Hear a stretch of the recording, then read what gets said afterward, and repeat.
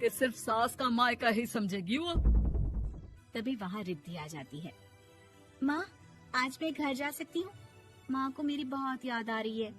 शादी के बाद एक बार भी नहीं गई। हाँ तो कौन जाता है? अरे मेरी शादी के बाद जब मैं विदाई होकर आई, इतना बड़ा ससुराल मेरा, खाने वाले 10 लोग और बनाने वाली मैं सिर्फ एक। ऐसा लग रहा था जैसे सिर्फ खाना बनाने के लिए ही ब्याह किया है।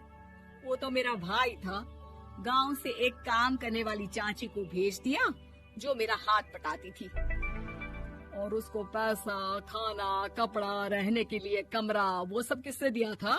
तुम्हारे भाई ने। ये मामला रोज का था। ससुर भी जब गुस्सा होते तो वो सारी बात कह देते जो उनके मन में इतने समय से चल रही थी।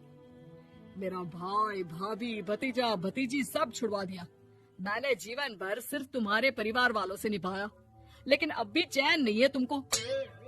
बहू के सामने सास को लगा कि उसकी बेइज्जती हो रही है। अब सुन बहू, अपने कमरे में जा, कहीं नहीं जाना मायके वायके। घर का काम कौन करेगा? पड़ोसन। बहू समझ जाती है मामला गर्म चल रहा है। कमरे में जाने में ही भलाई है। कमरे में क्या है? तुम्हारी माँ हर वक्त चिक चिक चिक करती रहती है। कल ताई मिली थी तुम्हारी मुझे, लेकिन मजाल है सासू माँ की उन्होंने एक बुराई की हो, लेकिन सासू माँ हाँ, जब देखो तब ससुराल के लोगों की बुराई करती रहती है।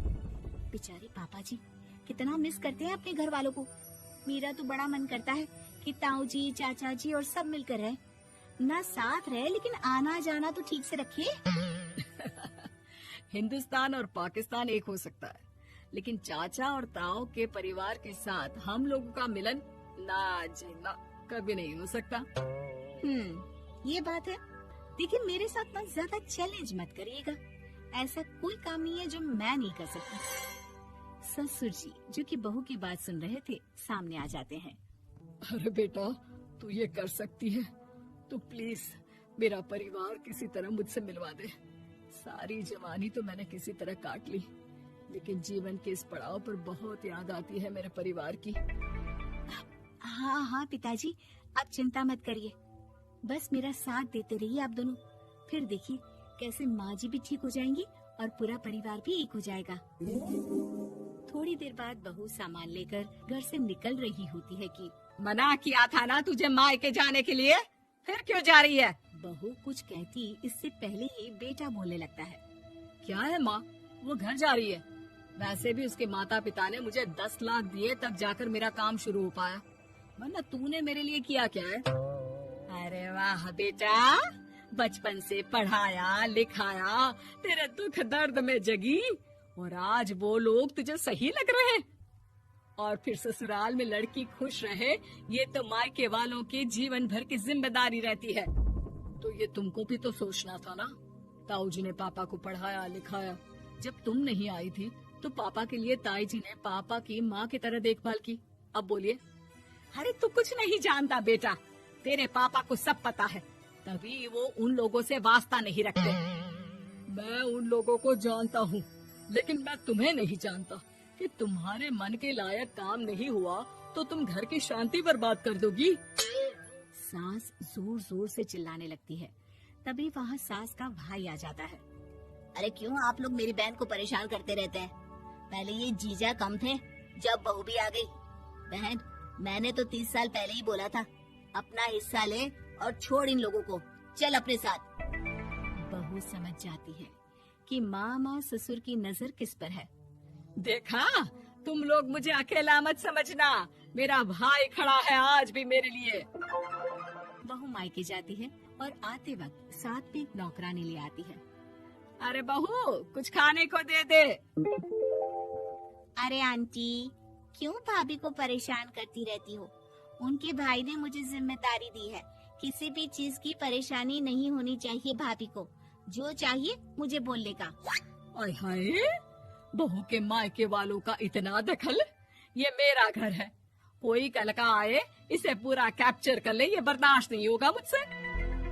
क्या हो गया सासू माँ, क्यों सुबह सुबह चिल्ला रही हैं? चमेली, ओ चमेली, क्या कहा था मेरे भाई ने तुझे? अरे दीदी बहुत तेज है आपकी सासू माँ, मैंने तो बोला कुछ चाहिए तो मांग लो मुझसे। अरे निकल यहाँ से। घर को रेलवे स्टेशन बना रखा है, जो देखो वो घुमा जा रहा है यहाँ से वहाँ। ये कहीं नहीं जाएगी, ये जाएगी तो घर का काम कौन करेगा? मैं। हाँ, और क्या करती है बहुएं? घर का काम ही तो करती है, इसमें नया क्या है? तभी वहाँ ससुर जी आ जाते हैं। हाँ, तो यही बात तो तुम्हें भी समझनी चाहिए थी ना। आज बहू के मायके से नौकर आ गया तो तुम्हें बुरा लग रहा है? अरे तो उस वक्त गर्मा गर्म खाना तो सबने खाया ना। ऐसा तो नहीं है कि मेरे मायके का नौकर था तो सिर्फ मेरे लिए बनाता था। अरे निकालो इसे फिलहाल, बाद में बात करती हूँ। सास का गुस्सा जोर से नौकरानी पर फूटता है। तभी वहाँ बेटा सामान के साथ आकर खड़ा हो जाता है। चलो रिद्धी, तुम ठीक बोलती हो। मेरी माँ को तो हम लोगों की कोई फिक्र है ही नहीं, ये तो सारा दिन सिर्फ अपने बारे में सोचती है। और देखिए, मैं अब से कह रही हूँ कि अब से इस घर की तरफ आपको देखना भी नहीं है। नहीं आना आज के बाद इन लोगों से मिलने। हाँ हाँ, बस कभी कभी दिन में 2 बार मिलने आ जाओ। नहीं, बिल्कुल नहीं। ससुर झूठा नाटक करते हुए। मेरी बीवी ने मुझे मेरे ही परिवार से दूर कर दिया, आज बहू मेरा इकलौता बेटा दूर कर रही है। हाय, कैसे जीऊंगा मैं?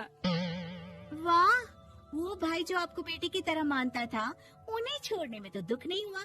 आज खुद का बेटा छोड़कर जा रहा है तो कैसे जीऊंगा? बढ़िया है। अब सास समझ चुकी थी कि उससे गलती क्या हुई है।